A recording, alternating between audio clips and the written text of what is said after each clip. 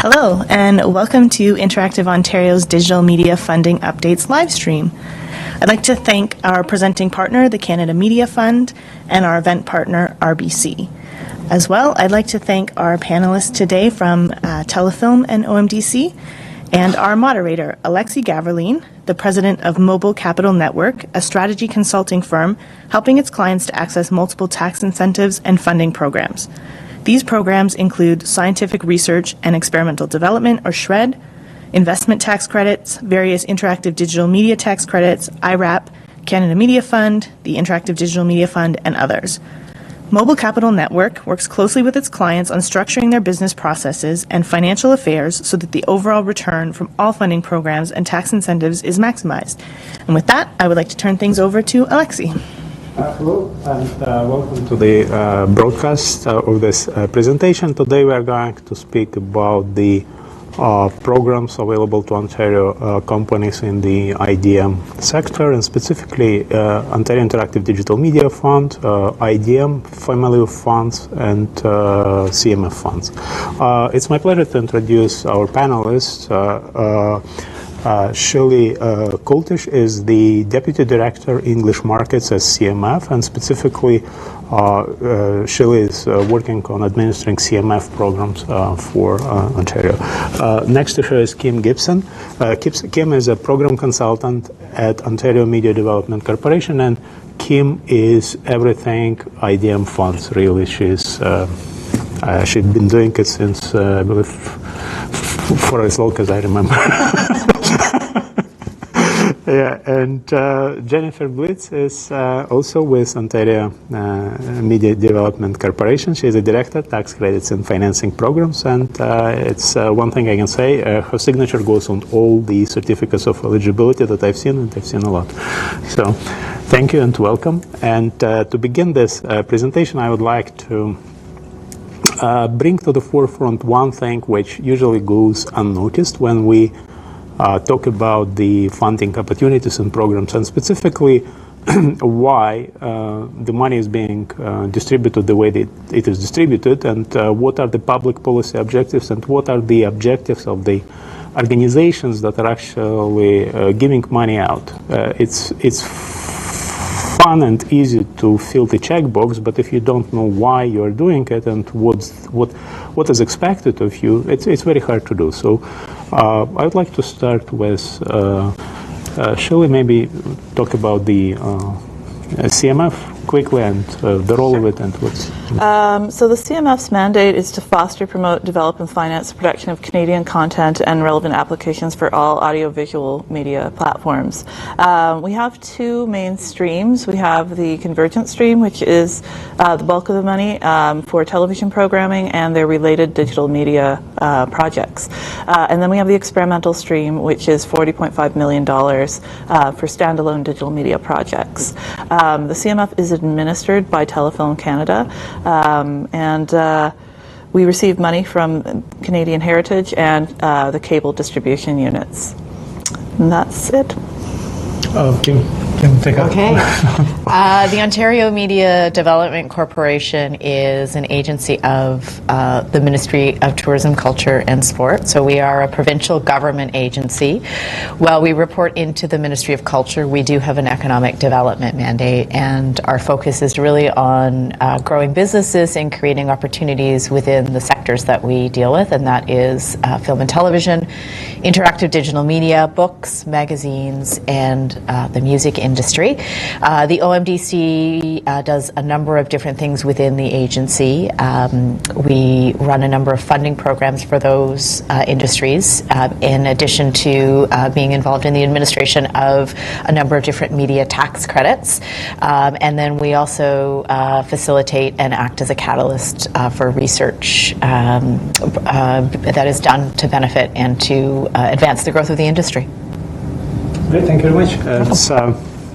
Says the background, I would say, for the next discussion I would like to have. It's more information on each specific program, kind of as much as it's just an overview, it's a more detailed overview of these programs. And Shirley, I would ask you to take the stage and talk about it. All right, so It works, great. These are the funding contributors to the CMF. So as you can see, the Government of Canada, that's Canadian Heritage, and then all of the cable providers that contribute a portion of their revenues to the CMF. So our budget every year fluctuates based on cable revenues. And it has been going down because people are cutting the cord, but not as rapidly as one might think. It's still fairly healthy. Our mandate I've already covered. So the CMF, this year's budget for the 2017-18 fiscal year is $350 million. The bulk of that money goes to, it's starting with the experimental stream. The experimental stream, as I mentioned, has $40.5 million. We have funded approximately $208 million worth of projects since 2010 when the experimental stream was created. The bulk of the money, however, goes to the convergent stream, which is largely controlled by broadcaster envelopes. So the CRT licensed broadcasters in Canada all get portion of that $289 million, and they give it out to television programs and the related digital media programs as they want to. There are various little specialty funds within the convergent stream for very specific purposes, like Francophone minority, which is French producers outside of Quebec. There's Aboriginal Fund for Aboriginal language projects, the Diverse Language Program for projects that are in languages other than English, French, or Aboriginal languages, and various other first-come, first-served incentives. But the bulk of that money, you do need to have a broadcaster on board before you can access it. But I will be focusing on the experimental stream today, which is for standalone digital media projects. The types of projects we support: interactive content. This can include interactive web series, websites, portals, and ebooks. There does need to be interactivity. We have a linear web series fund, which is separate from the experimental fund, which supports linear web series in their second season or higher in the genres of drama, comedy, children's and youth, and documentary. If you have a web series that you want to do that is not yet in its second season or higher, and it's in its first season, you can go to the Independent Production Fund, and they have a fund for that. However, if your web series is interactive or VR, you can put it through the experimental stream. The experimental also supports games, mobile apps, and software and technologies. This is just some stats. They haven't put any stats in past 2015, but it just kind of basically shows you that it's a jury-based fund, and the jury does tend to select a lot of games. It's usually about 50% games. You can see some years it's higher or lower. Then we have rich interactive media, which covers a wide variety of things: social media, software, ebooks. We've been getting a lot in the last 3 years VR experiences, which is sort of probably falls under rich interactive media or something. But yeah, it is pretty game heavy, but it's not by any means a fund only for games. Who can apply to the CMF? So the company, all you have to be is a for-profit Canadian incorporation. You don't need to incorporate before you apply, but you do have to if you get selected. It has to be Canadian controlled, as per that section of the Investment Canada Act, and have its head office based in Canada. Or it can be a CRTC licensed broadcaster. So for example, CBC would be allowed to apply with an in-house CBC project. In order to be Canadian controlled, you have to have majority Canadian shareholders. You can be a permanent resident of Canada also. That counts as Canadian, unless you've been a permanent resident for so long that you've lapsed on applying for citizenship for longer than a year. Once they offer you the opportunity to apply for citizenship, if you wait too long, then suddenly you will not meet sections 26 to 28 of the Investment Canada Act. So if you're not sure if your company is eligible, please call us. In the experimental fund, it's broken down into 3 different streams. There's the innovation fund, which is the bulk of our money. There's the commercial fund, which I'll talk about later, and there's the web series fund, which I mentioned already. The innovation fund, you can come for 3 different stages: development, production, or marketing. So for the CMF purposes, development is essentially prototyping.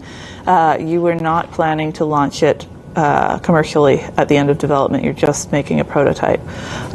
For production, they would like you to actually have that prototype. It doesn't have to be, it can be sort of still in the early stages. It's better for you probably if it's more fully functional, but In general, production is for when your prototype is finished and when you are ready to build out the final product to launch commercially.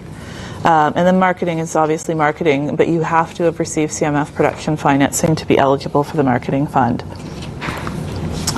And in the production fund, I should just mention too, you can put in your budget up to 1 year's worth of marketing costs so that you can get started on marketing. But if you want to do a more robust marketing campaign, then you could come later for marketing. In order to be eligible for the fund, the project should be innovative, which is, of course, up to interpretation by the jury, and it's part of what you will write about in your application, why you were innovative, either through content or technology. Your project has to be significantly interactive or highly immersive. The highly immersive is in there to accommodate VR experiences. It has to have a significant level of interactivity, though. If you're, making Portal where you're just watching streaming video and the only interactivity is you're hitting the play button, that is not interactive enough. Or, for example, a linear web series with no interactivity, it would not be eligible. You have to go to the web series fund. And then the last one, which is really important, is it has to be relevant to the Canadian cultural sector. And what that means is essentially arts and entertainment. So performing arts, visual arts, television, film, animation. And we have allowed in historical Canadian heritage types topics as well. But what the fund is not for is to fund projects in other industries. So medical, science, health and fitness, retail, business. It has to be applicable to the cultural sector. And if you're not sure whether your project would meet that requirement, please call us. We do pre-application consultation phone calls all the time, and it's always a good idea to ask us if you're not sure if you're eligible. And video games count as entertainment, so that's how that falls in there. So it's a jury-based process. So as you can see, this is a scoring grid, how we score. There's more details if you actually go to the CMF website and download the guidelines. There's details on bullet points under each section saying what we're looking at. But essentially you can see that in development and production, innovation is the highest scoring score, and the other things are also important, but the focus is on innovation. In marketing, we don't score innovation because we've already selected your project, so we know it's innovative. So we're really focused on the marketing plan on that one. And you don't need, in terms of track record of your company, we do fund new companies, but you're scored on your team. So if you don't have a lot of experience, we'd want to see that you bring, an advisory board or a mentor aboard. But it can be a brand new incorporated company, and if your team has experience, that will be illustrated when you write your team document and submit your CVs. The contributions, so this is not a grant for the CMF. For development, it's a repayable advance, which is repayable if you go into production. If you do development and you decide this, we tested it, it didn't work, we don't want to go forward with the project, and you close everything down, you don't have to pay us back. If you go into production, you do technically have to pay us back. If you go into production with us, it's an investment, and if you got development from us, and you don't have to come for development, you can come straight into production if you're ready. But we will roll your development advance into the production investment if you receive development from us. If you don't get production financing from us and you can't pay us back for development, you can ask to convert that into an investment, and we'll talk to you on a case-by-case basis about that. And then marketing is a recoupable advance, and the only difference between that and production, because it recoups the same way, is in production, we recoup for 7 years. You have to report to us on your sales twice a year. And once you pay us all our money back, then we drop our percentage of participation and we do profit participation. In marketing, how it works is once we get all our money back, that's it, we're finished. Production, you still have to do profit participation until the end of that 7 years. And if in the 7 years you don't pay us back because it doesn't sell very well, that's also okay. We also just drop out after 7 years. And here's a little more information on how the recoupment works in production. Is essentially you report on your gross sales. You're allowed to deduct up to 75% expenses in the first year and 50% in years 2 to 7. And then we recoup 50-50, or it depends on the percentage that you ask us for. If you ask for between 50 and 75% of your budget from us, we recoup 50-50. If you ask for less than 50%, it's whatever that percentage is. and then again we drop out after year 7. And if your company gets bought out, you come to us on a case-by-case basis, and you can negotiate with us to buy out our equity investment. So we just launched this last year, the commercial project pilot program with so many Ps. It's called C3P.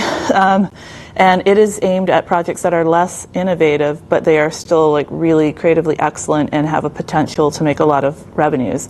If you're going to apply for this fund, you should have a previous title that did really well, so that you can prove that you have a track record in making money. Like the recoupment works almost the same way as the Innovation Fund for production. The only difference is that when you recoup us all our money, we don't drop the percentage for profit participation. It's a little more aggressive. It's only for production. And then I failed to mention, in innovation, you can only apply twice per stage. So if you get turned down twice in development and twice in production, you're kind of finished for the innovation program. But if you can read the scores that the jury gave you if you don't get the money. You can read them even if you do get the money. And, if they have marked you low on innovation, but if, maybe commented that it's still, it seems like a great project and maybe it's appropriate for commercial, you could come to the commercial fund. The commercial fund also, you can ask for less money. In the innovation fund, you can ask for up to 75% of your budget, subject to various dollar caps in each stage. In the commercial fund, you can ask for 50%. And the evaluation criteria here for the C3P fund, there are more details in the guideline under each section, but you can see the second criteria, potential for commercial success and innovation. Innovation's still in there because I think essentially we were not allowed to take that word out because the fund was created to foster innovation, but we really are just looking for creative excellence and revenue potential in that section. We're not really looking at innovation that much. We also have, over the last 3 years, we've been working with other countries, institutes, various arts organizations. Some of these are active right now and some of them aren't. Most of them are for digital media. So if you're already working with another country on something and you want to access one of these matching funds, right now the active ones are the Jerusalem Development Authority, Danish Film Institute, New Zealand On Air, and we just finished a round with Pro Imaginas in Colombia. We are definitely getting more ones coming on board, so if you're wondering whether, if you're already working with producers in another country on something and you're wondering, are we going to get a fund to match dollars with another organization, just send me an email and I usually know what might be coming up. In the meantime, you can also be a digital media co-production. There is no formal treaty for digital media, but you can be a co-production for the regular experimental funds, as long as you follow a set of guidelines called the International Digital Media Co-Production Framework, and there's more information on that at the CMF website, and if you're interested, just send me an email. You can also look on the Interactive Ontario website and access guides to doing international digital media co-production. The CMF has a trends blog where they publish lots of interesting research papers and articles, so that can be helpful sometimes and interesting to look at. And then, oops, is it going to the next page? Here we go. Oh, I just skipped it, sorry. Okay, well, I can't get it back, but we have the iON Canada website, which is our promotional website. iON Canada is a great website to go look. You can access telefilm and CMF projects, see demos, see the awards they won, see the companies that did it, and it gives you a good idea of what we've selected. You can filter it by digital media, and you can take a look at what we've been picking. All the projects on this site, I will warn you, are probably around 2 years old or older, because the projects that we've currently funded are not done yet, but it's still a good resource to see what we've chosen. And lastly, this last slide is my contact information. Please feel free to email me or call me if you have questions, if you want to talk about your project specifically. And we have one more deadline for this year. It's October 24th. It's development and marketing experimental. And we have a web series deadline coming up in November. Can't remember the exact date, but it is on the website. So if you have a web series that's in its second season or higher that qualifies for that fund, check that out. And we will launch all over again next April. New guidelines generally come out in March, and feel free to call me. Thank you. Thank you very much, Julie. Thank you for the introduction. Kim, I would like to ask you to talk about the IDM funds. Absolutely, it's my pleasure. Thank you. How am I getting the slides up? Just clicking? There we go. Okay.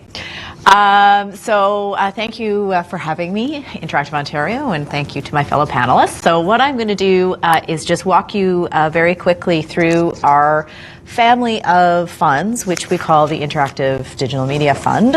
And within that family of funds, we have 5 programs. We have our concept definition and production program. We have a marketing support program. We have a fund called Global Market Development, the Industry Development Program, and Futures. And those 5 separate initiatives actually make up what we call the Interactive Digital Media Fund. Before I launch into the details, it is important to point out that we do not currently have active deadlines for the majority of these programs. They have wrapped up, and we are at the end of our fiscal year, but much like Shelley, we will have a new fiscal year coming up, and we will have new deadlines announced in the coming months. This is a very quick snapshot at a high level of 4 of the programs that were on the previous slide. I'm going to spend most of the time talking about the concept definition and marketing stream because I think those will be of greatest interest to the audience. But I'm just going to give you a quick idea of what these other funds are and how they work first before we get into the meat of those 2 programs. So the marketing fund that we offer came online very recently, about 2 years ago. It is a program much like the support program that is offered by the CMF in that it is a top-up for applicants that have come into our interactive digital media production stream with a successful application. And what we fund here are projects that are designed to enhance the visibility and the financial viability of the projects that we have supported through the Interactive Digital Media Fund production stream. And you can get up to $50,000 capped at 75% of your total budget.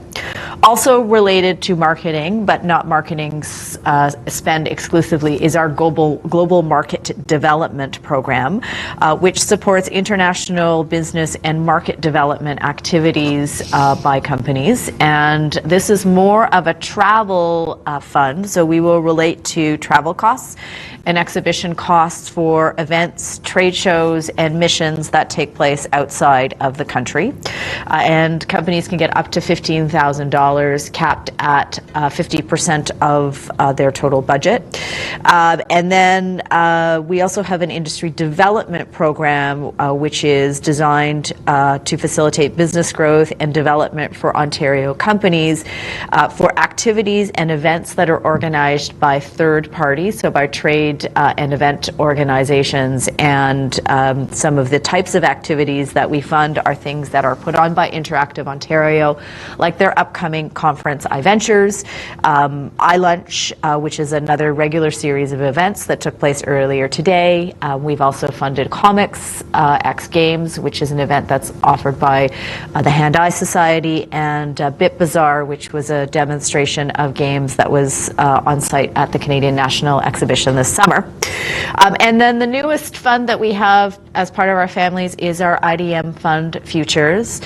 This program is designed to address a gap that we found with respect to eligibility for our concept definition and production programs. So it is specifically designed to enhance skills and to facilitate knowledge acquisition with early stage screen-based companies. And what we are doing here is working with partner organizations who are delivering this program on OMDC's behalf. So at the moment we are running a pilot. It is currently underway, and the programs are being offered by the Hand-Eye Society, Interactive Ontario, and Women in Film and Television Toronto. And all 3 of those organizations are at some stage of offering a series of workshops to the participants in that program. So the one that I think most people that are online right now are interested in is our concept definition and production program. So these are what we call our product support. So they are actually direct support for the development of products. Concept definition, companies can get up to $50,000 and production up to $250,000, and that's capped at 50% of the budget. The fund is non-refundable, which basically means that it's a grant, so you do not need to pay us back. We are a last-in fund, so that means that all of your financing needs to be secured, in place, and committed in writing when you submit the application. We are also platform agnostic, which means that we are open-ended in the types of projects that we are looking for, provided it is distributed on an interactive digital media platform, network, or device, and it is a content project, it would be eligible. As I mentioned previously, deadlines are TBC at the moment, so we do not, all of our deadlines for 2017 have passed for concept definition and production, and the 2018 deadlines are TBC, and they will be announced in the early half of 2018. We have typically and traditionally had deadlines in and around the spring and in and around the fall. What will happen next year is, of course, TBC. Delving a little bit more deeply into the two separate streams we have in our product support program, concept definition is designed to respond to or support early stage activities. These are the kind of things that companies would do in order to prepare to enter into production of their content project. So it's the stuff that you do before you are ready to say, yep, going into production, I'm ready to go on this. There are all kinds of different things that we will relate to here. We're very open-ended, so you can submit prototypes, you can submit pre-production documentation. We'll support you to create your pitch material, your business and marketing plans, to do research. We're really open to whatever you need to do here in order to get your project ready for production.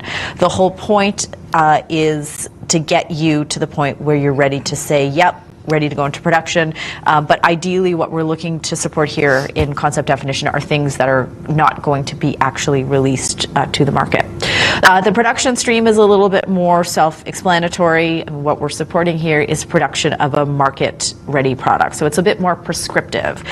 Concept definition, we're open. You're going to tell us what you're going to do in addition to telling us what your product is. For production, you're basically just going to tell us what your project is because we know what you're going to do. You're going to create a market-ready product. The intent is at the end of the period that is covered by OMDC for you to have a complete product and to have something that is a release candidate. It can be on any platform, network, or device that's capable of interactivity. So some examples of the types of projects that we support and have supported in the past. Video games are a big content category for us. They are our largest, but we are seeing growth in other content categories as well. We do support mobile content applications, digital magazines, websites, and web series. So Shelley had mentioned that web series, they do have a program for web series, but only for second season. For our web series program, or our Interactive Digital Media Fund production support program, we will fund first and potentially even second seasons of web series.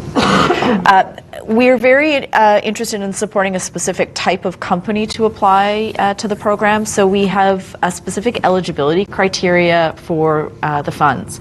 There are 3 tests that we look at to determine whether you are eligible, and you need to meet one of these 3 tests. The first test that you could meet is being able to show that 25% of your revenue comes from the creation of screen-based content. The second test is being able to show that 50% of your expenditures are associated with interactive digital media production.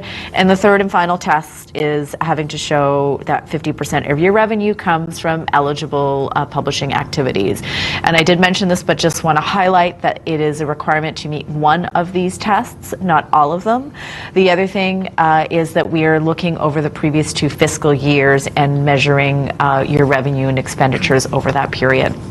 As an applicant to the program, we also require that you be Canadian-owned and Ontario-based. You do need to be incorporated or prepared to incorporate and be in a sound financial position. Those are usually the easiest tests to meet. Meeting one of the revenue and expenditure tests we sometimes see companies get hung up on that. But the other area we have problems and where there are challenges is around in-house expertise. So in addition to meeting those revenue and expenditure tests, we also require that the company that is submitting the application have in-house expertise in the creation of interactive digital media content. And this means that one employee or owner needs to have at least 3 years of interactive digital media content creation experience. And we're looking for that 3 years of experience to be at a full-time or a full-time equivalent working in that particular area. So we do not relate to companies that are transitioning. Likewise, we do not relate to companies that are startups that are being established by graduates of recent programs, which, and both of those reasons are why we have established our new IDM Fund Futures program, which is designed to help companies get themselves ready to be able to come into the IDM Fund for a future application. How do you apply? Well, right now you can't because we don't have any active deadlines, but there are some things that you can do. What I would recommend is that you sign up for our emails. I'll have some email addresses at the end of the presentation, so you can send us an email and ask to be added to our distribution list. You can register for our online application portal account at any point in time, and I'd recommend that you do that if you are interested in moving forward. Applications are reviewed according to eligibility and completeness. When they come in, they are first reviewed for eligibility and completeness, and then they go on to a jury and who reviews the applications and makes recommendations to OMDC. OMDC makes the final decision. Our jury is made up of external individuals, in addition to one person from OMDC. So there are a total of 3 people who are reviewing and scoring your application. 2 are external and 1 is an OMDC staff member. The evaluation criteria is all online. I would recommend that you take a look at the guidelines to familiarize yourself with what it is that how we're scoring your project. I haven't included it all here because it's actually quite detailed and it's different for all of the different programs that we offer. It is a competitive program, so not everybody who submits an application is going to be able to receive funding, unfortunately. Projects that we support are generally or have to be content projects. So this is a content fund. That means that your project needs to consist of 2 or more of text, sound, and images. We don't fund technology, hardware, software, tools, applications, and service work. The other thing that's important is that the digital media platform, network, or device that you are releasing on must be interactive, and that must be the primary distribution channel. So the important takeaway here is it has to be on an interactive platform and it has to be a content project. To date, we have funded over 400 projects and activities through the Interactive Digital Media Fund. The program has a very long history. In 2016-17, we funded 35 concept definition projects and 36 production projects. We have offered 14 cycles, and obviously it's growing. I had on the previous slide and on this slide included some pictures of some of the recent projects that we've supported. You'll see that there are some web series shots and some video game shots, so again showing the variety of projects that we support through the fund. Finally, this is a slide that shows how our IDM Fund family of funds can be accessed across the life cycle of your project and the value chain. One important thing to point out is you don't have to apply to concept definition in order to be considered for production. Likewise, you can applied a concept definition and not necessarily move forward with production. You could also go to concept definition and production. So you can use these programs the best way that it works for your company. They're designed to function a little bit as a plug and play opportunity. So if you wanted to take full advantage of the entire suite of programs that we have on offer, you could come into us for your early stage activities, prepare a prototype, work on some of your documentation and material some of which may go into your application for production. Once you have completed your concept definition phase, you could come in and access support through for production, and then prepare that market-ready product. And if you are lucky enough to be successful, then you have the opportunity to come in and submit an application for marketing, and we can support you with your marketing activities and costs related to promoting the product. Also, along the bottom of this slide, you'll see there is our Global Market Development Program, which is our travel support program to attend international events and markets. This program is something that you can access throughout the life cycle, so it is open-ended in that we are looking to support companies who are creating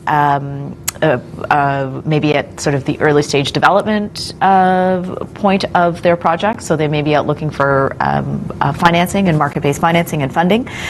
You could also have a complete product and be in the marketing stage and still be taking advantage and traveling internationally to promote your product at various different events around the world. Where can you get more information? Our website is here. My email address is kgibson@omdc.on.ca. I do have a partner in crime. His name is Chris Dunn. Chris and I divide the interactive digital media industry, where I work with the video game companies and Chris works with web series, e-learning content creators, and other types of projects that are not games. You're welcome to email either of us or to email the specific consultant that's working with the type of project that you're moving forward with. Also down here is our general interactive digital media fund email address. So if you'd like to be added to our mailing list, and I strongly recommend that you take advantage of that, you can send an email here and we'll make sure that you stay in the loop on our programs. Thank you very much, Kim. Thank you. Shelley and Kim told us about Canadian Media Fund and IDM family of funds, which are essentially competitive programs for which you compete with other applicants on the merit of your applications and on your products. And I would like to pass stage to Jennifer Blitz, who will tell us about Ontario Interactive Digital Media Tax Credit, which is a non-competitive program. And as I mildly put it, you just need to follow the rules. It's not being judged based on the merits of your product compared to merits of other products applied. But about the rules, Jennifer, please. Yeah, absolutely. So, as Alexi said, you have to follow the rules, and there's no cap on the tax credit program. So, if we've got 100, 1,000, 4,000 interactive digital media products that apply and they all meet the tax credit rules, they'll all get a tax credit. So that we like to say it's entitlement based, meaning that if you can demonstrate that you've met the eligibility requirements, you will get your tax credit. So what is it? You've heard my colleague talk about being a content fund. This is also a content credit. So we're looking for completed products where the product's primary purpose will be to entertain users or to educate children under 12. So there already has to be content preloaded on the product. And you might notice, if you are familiar with the tax credit and you've been applying for many, many years, that when I spoke about primary purpose, I only mentioned two verbs, entertain or educate, and educate had age cap on it, educate for children under 12, and entertain could be users of any age. If you've been applying for many, many years, you'll know that previously primary purpose had a wider, more expansive focus. Previously, products could have a primary purpose to entertain, educate, or inform, and there was no age caps. But the Ministry of Finance in Ontario realized that the digital tax credit was not going to be sustainable, and we had to make certain changes that were announced in the provincial budget of 2015, and those changes passed into law in March of 2017. So I'm going to talk today in my slides. Every time I come across one of these changes from the 2015 budget, I'll explain what would happen if you've got a product that incurred expenditures up to and prior to budget date, and where you also have expenditures after budget date. So if you had a product that, let's say, the primary purpose was to inform, and you had expenditures up to and including April 23rd, 2015, we could give you a tax credit on those expenditures, but we would not be able to give you a tax credit on your expenditures after budget date, so after April 23rd, 2015, if the primary purpose was to inform. Where you've got a product where all expenses were after that April 2015 budget date, you need to know that there's a more narrow primary purpose focus. What's the tax credit rate? So there's a 40% tax credit rate for companies that are going to make, own, and exploit their own products, proprietary content, and it's 40% on their eligible labor, and they're also entitled to include $100,000 of marketing expenditures when calculating the tax credit. If you're doing fee-for-service work, not to worry, that's called a specified product, and the developer company in the fee-for-service relationship can still apply for a tax credit. It's a lower rate, it's 35%, and it's only based on labor expenditures. There are also in the digital tax credit some exceptions for large digital game companies, but these are for companies that are spending $1 million in eligible labor. We see very few of these companies. If they're coming in under those streams, it's a 35% tax credit rate on labor only, but the focus of my slides today will be on the other streams where we're talking about companies that might be doing games or other products, and they're spending less than $1 million in labor, so they're not in that special situation. So who can apply? For the tax credit, you have to be incorporated in Canada, but you don't have to be Canadian controlled. So you could be Canadian owned or owned by non-Canadians, that's fine, but incorporate in Canada and have a permanent establishment in Ontario, meaning you've got a fixed place of business in Ontario where the interactive digital media product is being developed. And the digital tax credit goes to the company that can demonstrate that they've developed or made the product and can meet an 80-25 labor rule. Again, this is a new rule that came about in the provincial 2015 budget. I'm going to be talking more about the 80-25 labor rule in a couple of slides. I've got an asterisk here on the slide just to indicate, again, if you're the large digital game company exemptions, you don't have to meet this 80-25 rule. And after this slide, I stopped putting asterisks because everything I'm going to say in this slide deck is for everybody other than those large digital game companies. What I will say here is that this 80-25 labor rule replaced what had previously been known as the 90% developed by test. The 90% developed by test was a qualitative test looking at which company could demonstrate that they made 90% of the product, looking at the activities they were involved with. This has been replaced by a quantitative test, the 80-25 labor test. The effort here, the reason for this change in the 2015 budget was to try to find a way to make it more predictable and easier for companies who are applying to know whether they'd be eligible for it or not, and for administrators to be able to find a faster way to review who was eligible or not. There are a number of products that are excluded as a result of the budget 2015 changes, and these changes are more along the lines of trying to make the credit a more sustainable credit, so explicit exclusions were built in that will no longer qualify for the tax credit. So products that provide any content that is news, public affairs, blogs, vocational training, reference guides, products where the entire product's a search engine or content aggregators, these won't be eligible. And the 2015 budget changes also exclude most websites. The only websites that would be eligible going forward with expenditures after that budget date in April 2015 will be websites that primarily host digital games or websites related to film or television productions or e-learning products for children under 12 or AR/VR projects. So if you're a company that's developing websites and you want to know if your website product that you developed in 2017 will be eligible for a tax credit or not, only if they meet one of those 4 categories would they be eligible. All other websites are no longer eligible. Again, in terms of implementation of this 2015 budget change, if your product began to incur expenditures up to and including April 23rd, 2015, I can still give you a tax credit on your expenditures if you're in one of these excluded categories. But if your product had expenditures after budget date, meaning after April 23rd, 2015, I can't give you a tax credit on those expenditures after that budget date for anything in this list. There's always been concerns that the tax credit should not be used for products that primarily present or promote a company, or promote or sell products or services of the companies. Those still exist, that concern, and additionally, the budget in 2015 also added a new requirement that products have to have a revenue generating stream. So either the product is for sale or license, or there's a fee to use the product. License or subscription fees are fine. Maybe you've got an in-game purchase, an in-product transaction, a microtransaction. So the game is offered for free, but you would need to buy some gems if you want to increase your power to get to the next level. That kind of an in-game purchase, that would also work as a revenue generating stream. Again, if your product straddles that budget date and you've got expenditures both before and after, and you don't have a revenue generating stream, I can only give you a tax credit on your expenditures up to and including April 23rd, 2015.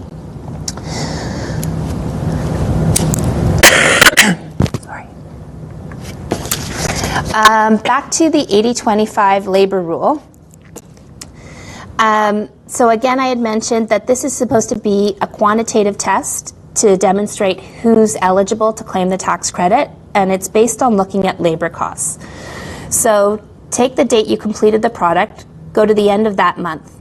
Now go backwards 37 months, so 3 years plus a month. That is your window to claim eligible expenditures. And looking in that window, we need to grab the total labor costs to develop and make that product.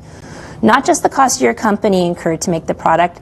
Even if there's another company involved in incurring labor costs, we need to grab all of the labor costs to make that product in that 37-month period, that eligible labor window claim. Out of those total labor costs, your company is going to need to demonstrate to OMDC that 80% of those total labor costs were paid by your company to a combination of your employees for their salary and wages to make the product in Ontario, and payments by you to arm's length individual freelancers as remuneration to make the product in Ontario.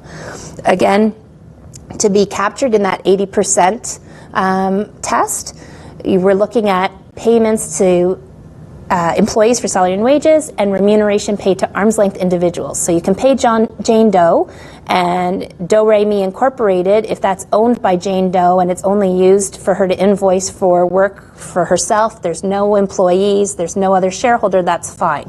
But if you've made payments to a company with multiple employees and multiple shareholders, you can't plug that into this calculation to show you've met the 80% part of the test. The 25% part of the test, this is introducing a new minimum employee labor threshold. So out of the total labor expenditures in the 37-month eligible window to claim expenses, 25% at least of those labor expenditures had to have been paid by your company to your Ontario resident employees for their work to develop the product in Ontario. Unlike other Budget 2015 changes that I've talked about, where I said it depends the date of the expenditure, and that's how we're dealing with implementing the rule, this rule became effective immediately. So any application that was sitting with OMDC and had yet to be certified, after budget date, they automatically became subject to the 80% portion of this test. If you applied on or before budget date, you only had to meet the 80% part of the test. If you applied after budget date, you have to meet both portions, the 80% and the 25%. In terms of when to apply, companies apply at the end of their fiscal year for the products they've completed. So unlike the CMF and the IDM funds, we don't have deadlines. This is based on your company and your fiscal year end. If you've completed 1 product or 10 products, you're coming in on a single application with all of those products to OMDC. Please note, there is now a legislated application deadline. This became law in the fall of 2016, and it became effective after May 15th of 2017. So you must apply for a digital tax credit for a product within 18 months after the end of the year in which you completed the product. So as an example, let's say you're watching this live stream today and you know you're about to finish a product September 30th and your company's year end is December 31st. The 18-month clock would start from your year end, and 18 months from December 31st, 2017 would be June 30th, 2019. So that's the date by which you must apply to OMDC. Tax credits involve two co-administrators. You've got OMDC and you've got the Canada Revenue Agency. So you're applying to OMDC and we're going to look at your product and your company to see if you've met the eligibility requirements, and if so, we'll issue a certificate. And our certificate of eligibility will also have an estimated amount of the tax credit on it. But you're filing your tax return and your certificate with CRA. If you should file your tax return on time. Don't delay filing your tax return because you're waiting to get your certificate from OMDC. There's a way to file your tax return and indicate in a schedule that you will be claiming the tax credit.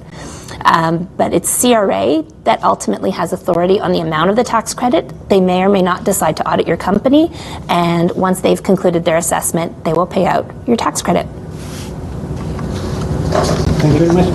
Thank you, Jennifer. It was very informative, and as I said, you just need to follow the rules. So, I would like to open a questions Q&A session with, and please send us your questions. We will try to answer as many as we can given the time limitations. But the first question I would like to ask, and I would like to ask all panelists, is that what are the most common mistakes that people are making on their applications, so that people can address them before they make them? Okay, I'll start for CMF. So the most common mistakes is number one, if you're not sure if you're eligible, please call us. Don't just assume it will all be fine, because it might not be. And it's a very lot of application elements to prepare, and it's a lot of work. So it takes about 8 to 10 weeks to get a decision once you apply, so you don't want to get an ineligible letter at the end of that. So please call us if you're not sure if you meet our criteria, so that we can discuss well beforehand. Secondly, please use our checklists and templates, our budget template especially. The checklist is very specific about what documents you need to provide. Don't try to freestyle your application and do it your own way. It has to be done in the way that CMF wants to see, because the jury has an easier time to score if everything across all projects is done in a uniform manner. And then third, please sign up for our application portal called Dialogue well in advance of the deadline. You cannot apply on a guest account the day of the application deadline. So make sure you give yourself at least a week to sign up for that portal before our deadline. And then also please make sure that you hit the button before 11:59 p.m. EST. If you wait too late and you hit the button after midnight to submit your application, it'll give you a big red error message saying the program is closed.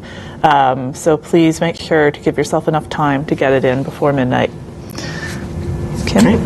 I would say the most common error is probably around budgeting. We see lots of mistakes in budgets and in financing, so people don't follow the rules. So we do have a set of guidelines for the program in addition to a budget and financing specific set of documentation, and people often forget to read that document and don't go into the specifics of what is required of the budget. So I would say that's probably the most common mistake, but I would say that's probably, it's not a deal breaker, it's not the biggest mistake in that it's the most detrimental.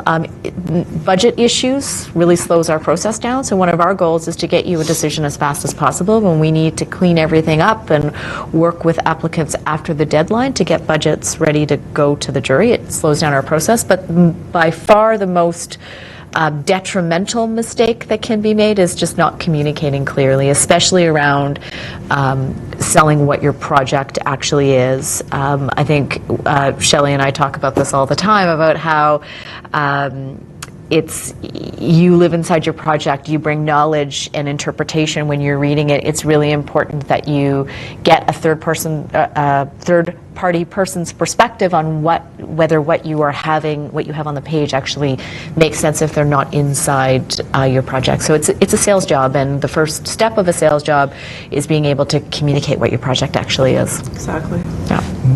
Thank you very much, Kim. And so for tax credits, we need to look at a completed product. And so often we're opening up a file, we're beginning our review, and we realize we haven't been given the product, or if it's online, we haven't been given access to the product. So either we have nothing to review, or what we've been given access to is, let's say it's an online product like a website, we're given access to what the website looks like today, but the application is telling us they're asking for a tax credit for this website completed in 2014. We really need to see what the completed product looked like at the time of its completion, not what it looks like today. And that is a common problem and a huge delay. So if you've filed something and it's from many years ago, we need more than just a couple of screenshots. We really need to be able to assess the content on the product and how the user would have interacted with it. Do you have any video of somebody walking through as a demo of your website or your product, so that we can see the completed product at its time of completion. We also have, if I can give more than one mistake, if that's okay. I did, it's okay. Okay. I'm on a roll, I'm going to go.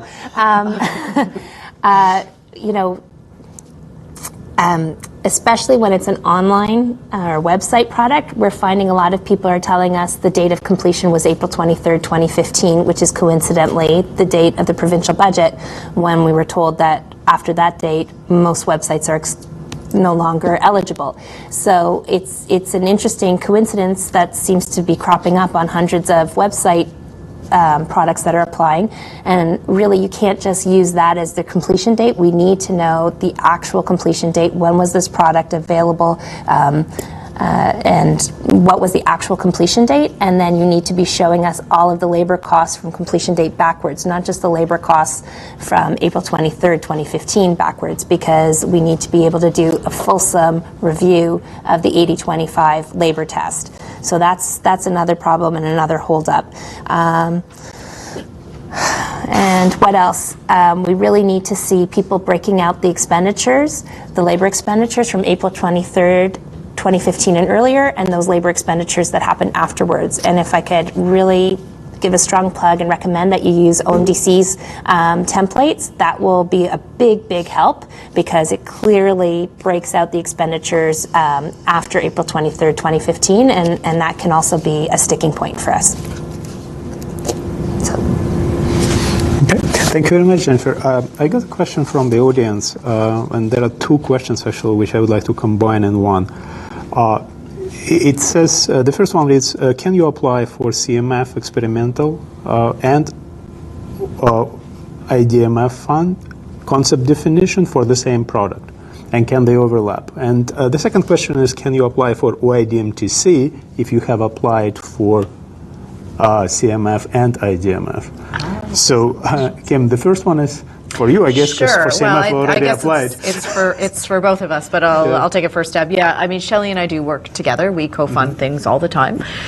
So it is possible to come in with an application to both programs for either the concept definition stream and the development stream with CMF's experimental program, or to come in for production for both the Interactive Digital Media Fund and for CMF's experimental program. We do co-fund, but the reality is that, I think we talked about it at the beginning, we do have different mandates as an organization. We also have different evaluation criteria for the fund and different objectives for the funds. So meeting the criteria and having a strong application that works well for CMF may not work well for OMDC, and vice versa. It doesn't mean that we can't co-fund or that you're prohibited from going into both. You can actually tap into both at the same time. It just doesn't necessarily mean that you'll be successful. Yeah, so yeah, the answer is exactly what Kim just said. At the end of it, from a tax credits perspective, so I mean, Shelley and Kim have a number of different funds or streams. So early stage development might not really affect a tax credit, because at the tax credit stage we're talking about a tax credit for a completed product. So really what we might sometimes see is that a product has come in and that product got production stream type of funding from either CMF or OMDC's IDM Fund, or maybe both. And it is possible to get funding for both streams and a tax credit. But as an applicant, you need to understand what's going to happen. So a tax credit is very concerned, the digital tax credit, with government assistance. If you get government assistance, there will be a proportionate reduction to your eligible expenditures, and then your tax credit will be calculated against that net base of eligible expenditures. CMF, because when Shelley first did her overview presentation, she mentioned that it's a public-private partnership.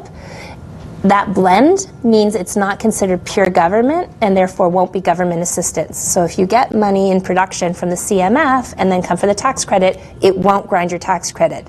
Yay, very good. Whereas the IDM Fund production stream, OMDC, is considered a government body. And so if you get production funding through OMDC through KIM, you can still come for a tax credit. It doesn't mean your tax credit is negated to zero. It just means there's going to be a proportional reduction to your labor expenditures.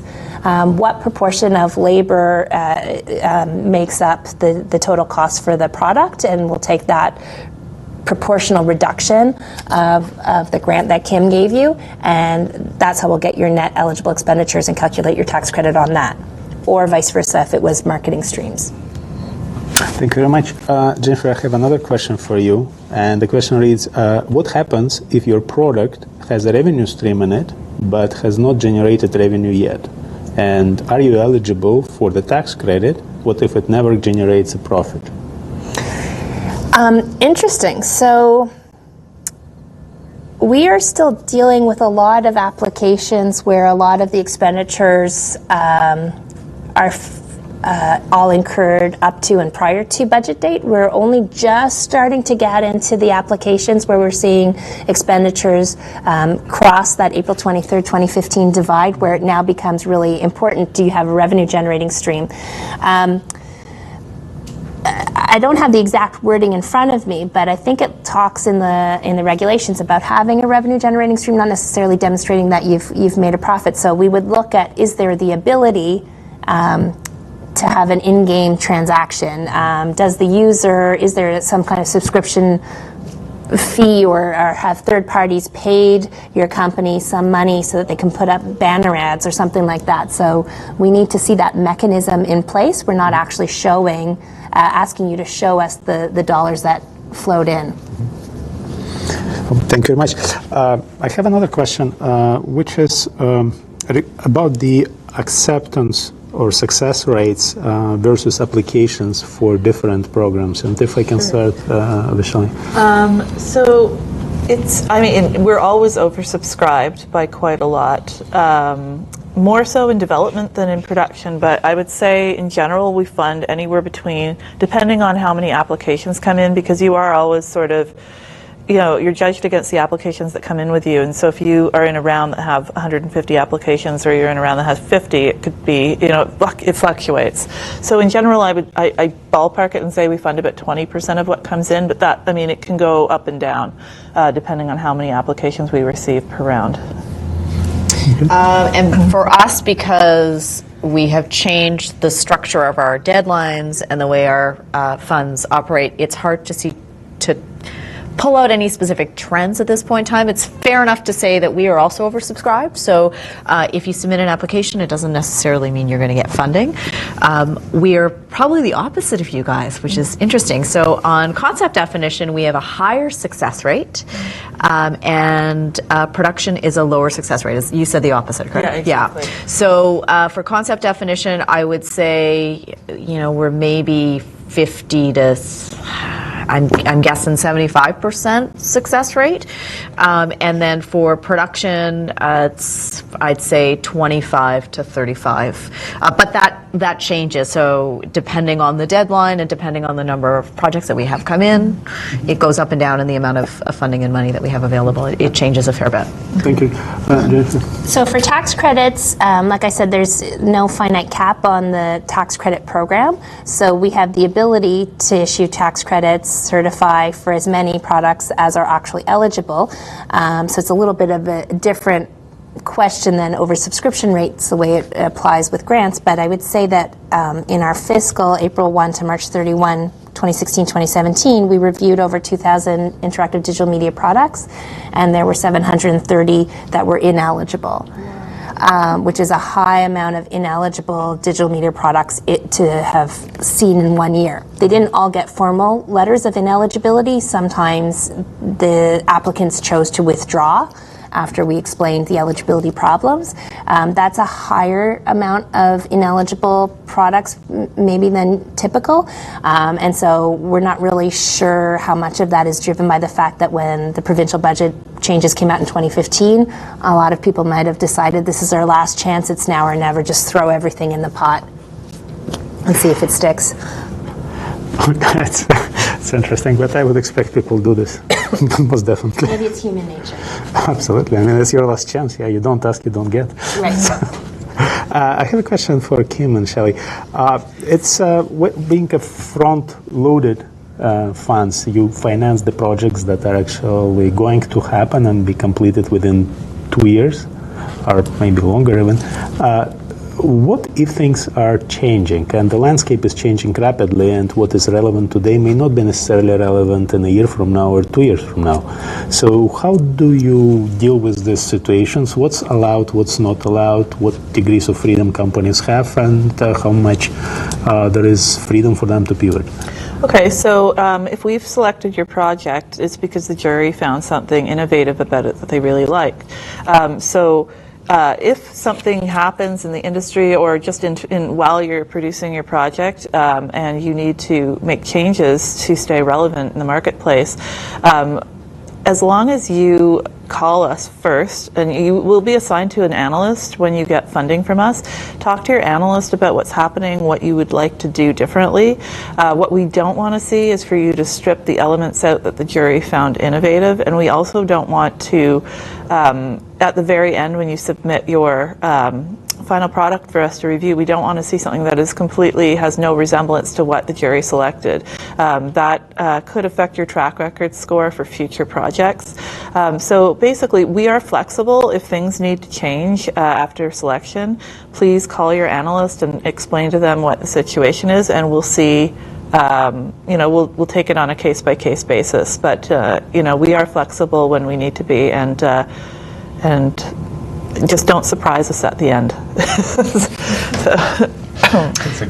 Yeah, and I think from our perspective, we are also flexible, but much like Shelley has said, we are funding a very specific project that you've pitched to us. We have a process.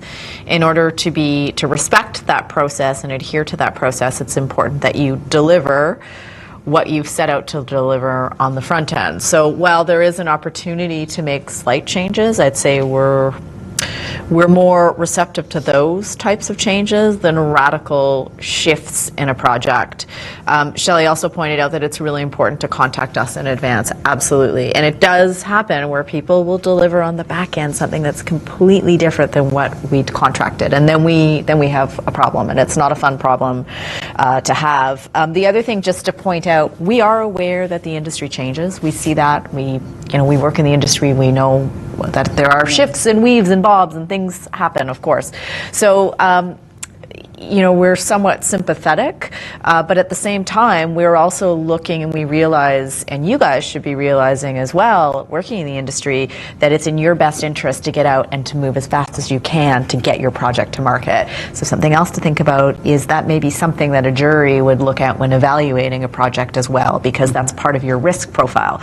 So a project that is actually going to get to market faster may be more appealing to the jury because there's a lower risk risk associated with some of those market shifts. It's interesting. Thank you very much. It's the first time we started talking about the risk profile of the application. Absolutely. It's a big thing when we're evaluating. Oh, no, thank you. Jennifer, another question for you, actually, speaking of risk. If it's a young company, and if there is anything that a young company can do at the beginning of the project to make sure that when they complete the project, they actually qualify for the credit. So, interesting thing about young companies and lean companies, sometimes they're not paying themselves. And remember, the tax credit is based on paid labor expenditures. So you actually do want to pay yourself and document as well, especially in a new company that's bootstrapping and it's, everybody's wearing multiple hats. You're maybe doing things verbally by agreement amongst your 4 partners, and you don't have things documented down, but after the fact, when you come into OMDC, we kind of need that written documentation. So even though you're in the process of developing your product now and it's not finished, it would be really helpful, I think, for companies to take a look at the documents checklist and the requirements. So not just the rules and eligibility requirements, but what documents are they going to be expected to show to demonstrate they've met those rules, because then maybe you could already start to get that documentation in place from the start, rather than 2 years after the fact try to recreate what happened when everything was based on a verbal. Okay, no, thank you. It's actually valid, very valid suggestion. Another thing which came up is if you can comment, and it is to all panelists, if you can comment on the schedule at which the funds are being distributed, and with respect to the tax credit, when the company can count on receiving the check from the government, and how it all being spaced, structured. Sure. So for the CMF, we have 2 deadlines a year for the Innovation Fund in all stages. So it tends to stay the same because these timelines work for us and the jury. Production deadlines are generally in April and September, and development and marketing deadlines are generally in May and October. And then the commercial fund is generally in September, and the web series fund this year is in November. And so it takes generally about 8 to 10 weeks to get results. And once you get results, if you get selected for financing, you get assigned to a business analyst. And if you have all your ducks in a row and you have all your paperwork ready that they ask you for, it can take probably less than a month to get contracted and paid out. It could take longer, though, if they need other things from you and you don't get it to them right away. But that's the general timelines. Are you getting the full amount right away? Or? No. So we disperse in drawdowns. It depends which stage that you are in. In development, it's 80% at the after signing of contract, and it's 20% at the back end when you show us the prototype that you developed. And then in production is 45% contracting. It's 35% in the interim stage. We ask to see sort of an interim cost report and sort of the product where it's at now. We require you to have spent at least, I believe it's 50% of your budget before we will disperse the other 35%, and then it's 20% at the back end when you deliver the final product in your cost report or audit. And then marketing, I think it's 80-20 like development. Thank you very much. And for us, we're similar timelines, maybe slightly longer for decision. So we're about 12 to 14 weeks for decision. The contracting process after that can, again, it's largely in your hands because we're often looking for input from the applicants. So we can't move forward with the contract until we hear back from you. So sometimes there can be delays, but it's usually, I'd say, a month to 2 months for contracting. We have a very small team, so it becomes a challenge when we're trying to contract for concept, definition, and production all at the same time. So sometimes it can take a little bit longer than that, but it's about 2 months for contracting, and then I'd say another month after that for the check. We have a very favorable payment schedule, so it's 75% upfront, 15% on delivery of an interim report, and 10% on the back end when you are completed your project. Oh, thank you. And if I may ask you, can you also comment on the project start date and the eligible expenditures for the fund? Because I think this is one of those technicalities that many people miss. Yeah. So both of the funds that we offer requires that you have that you have your application submitted prior to starting your project. You're right. It's something that people miss and something that people misunderstand. But take me at my word. It's prior to having your application submitted. And note that I didn't say prior to the deadline.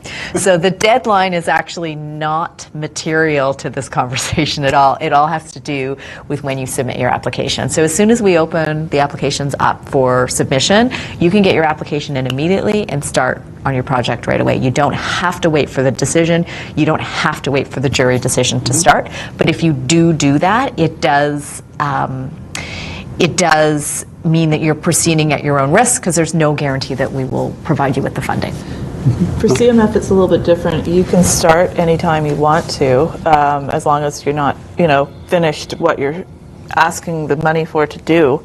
And the application deadlines, you are allowed, so if you start, obviously it's at your own risk, and you can't charge too far back costs for having started your labor and expenses. In production, you can charge as far back as 6 months prior to the production application deadline, and in development you can go back as far as 3 months prior to the application deadline.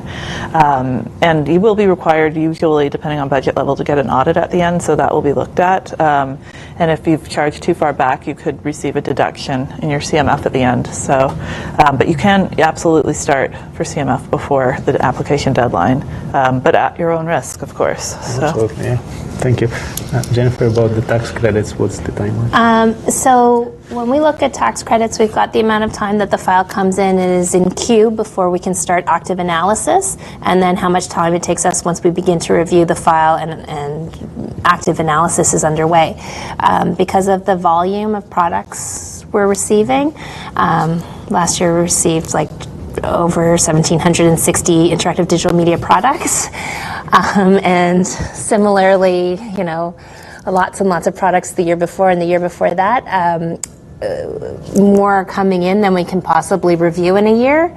So the queue grows because it's driven by the volume of intake. So most time is spent for products waiting in queue, and so when you apply, it might be about a year and a half before we actually are able to pick up your application and begin to analyze it. Once we start analysis, a lot really depends on the applicant. When we open up a file for analysis and we find that the applicant has actually filed a placeholder application that has a lot of missing documents, that's going to take a whole lot longer to analyze. But if we assume that an applicant has actually provided the documentation they were supposed to and they're responsive to our questions, then we can usually analyze it very quickly. I think last year, probably on average, we would be able to analyze our most recent quarter. The analysis portion usually took on average about 9 weeks. Some cases faster because they were perfect, other cases longer because they were not. So the analysis time is quite quick, but you've got this about year and a half wait time in the queue just because of our volume.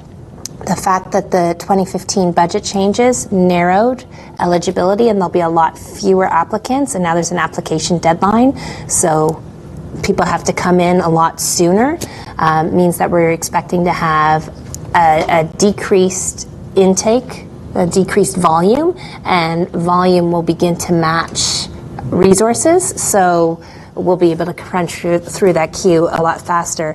But if you'd indulge me 1 second, even if OMDC didn't have a queue, I think sometimes developer companies, content producers are not aware that unlike the funding programs, with the tax credit, you can only apply at the end of your year in which you've completed the product. So even if I had no queue, no backlog, and I could begin reviewing your file the day you applied, you can't apply until the end of the year. So you're still going to have cash flow issues. You can't be expecting the digital tax credit to cash flow how you're going to pay people. You really need to think about what you're going to have in place instead of relying on the tax credit to do that. Thank you very much. I have another question from the audience, which is actually 2 questions in one.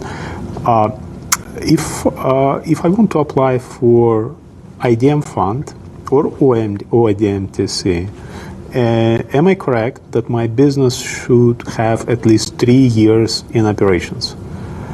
And whether the revenue and profits define chances for receiving funding and credits. So, Kim, I'll start with you. Okay, so the 3 years is, I think, a little bit of a confusion between the different eligibility criteria that we have in place. The company doesn't need to have 3 years of operation, but you do need to be able to meet one of the revenue and expenditures tests that I outlined in the presentation.